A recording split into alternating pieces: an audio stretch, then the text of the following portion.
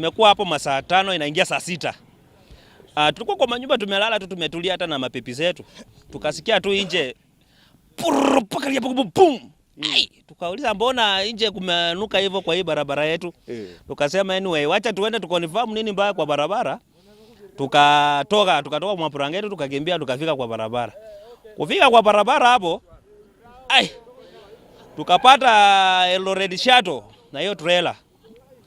Imefurukana, trailer imefuruta hiyo Eldoret Shuttle paka kwa mahindi huko chini.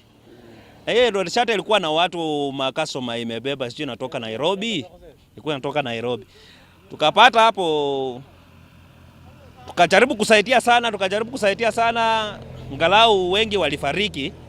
Angalau watu wawili ndio walikuwa wameponea kidogo hawakuwa wamefariki. Sisi ndi tunalinda hii mali hapa lakini maaskari wametunyanyasa sana.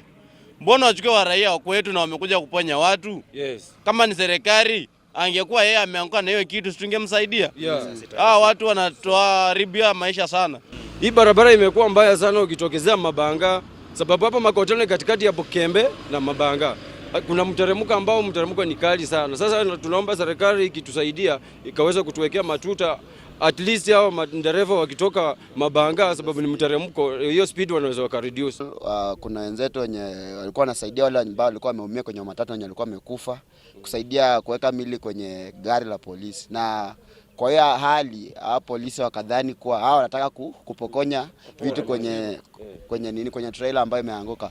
So tunaomba tu serikali ikaweze kuachilia wale vijana ambao walibebwa na kupelekwa ndani kwa sababu hawakuwa waibe. Hii nini hawezi bomoa hiyo trailer. So tunaomba serikali ya Bungoma ifuatilie kwa ukaribu sana vile wale vijana ambao wameshikwa waweze kurudishwa nyumbani.